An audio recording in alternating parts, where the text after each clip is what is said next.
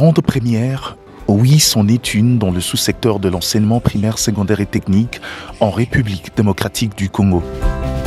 Déterminé à rendre à l'enseignant son prestige et estime d'antan, le ministre de l'enseignement primaire, secondaire et technique, le professeur Tonimo Bakazadi, ne ménage aucun effort quant à ce mardi 5 mars, les numéro 1 du ministère de l'EPST a lancé le concours de recrutement des enseignants et la promotion des directeurs des établissements scolaires primaires publics, chose qui n'a jamais eu lieu depuis l'existence de l'État congolais. La date du 5 mars 2024 restera ineffaçablement inscrite dans les annales de notre système éducatif en vertu de l'organisation de la première édition du concours de recrutement des enseignants. Ce go est donné à Kinshasa, à l'IT-Senjili, où 206 candidats s'étaient donné rendez-vous pour cet événement national. Devant la presse, le ministre Tonimo Bakazadi a donné le raison de l'instauration de ce concours, qui, selon lui, vise l'amélioration de la qualité de l'enseignement, mais aussi le rajeunissement du corps enseignant, dont l'âge varie entre 60 et 70 ans. Jusqu'ici, le recrutement des enseignants s'est fait sur base de critères subjectifs, de façon aléatoire, ne rassurant aucunement la qualité de l'enseignement qu'il faut assurer à l'endroit de nos enfants.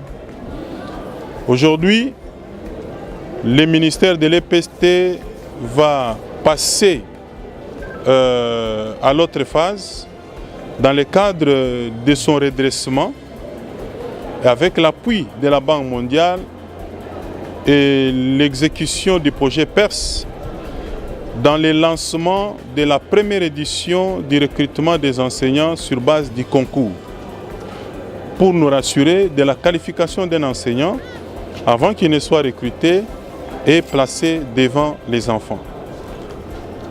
Ceci matérialise la vision du chef de l'État qui tient absolument à ce que la qualité de l'enseignement soit relevée dans notre pays. Dans la foulée, le ministre Tonimo Bakazadi annonce que cette mesure, prise dans le cadre du projet PERS, ne concerne pas seulement les écoles publiques, mais aussi les établissements scolaires privés.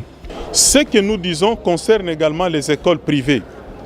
C'est là également qu'il y a, comme on peut dire, le creuset des enseignants non qualifiés. Ce fichier va servir également pour les écoles privées. Donc les écoles privées, tous les promoteurs qui viennent accompagner l'État doivent le faire en respectant les lois, les instructions officielles du ministère.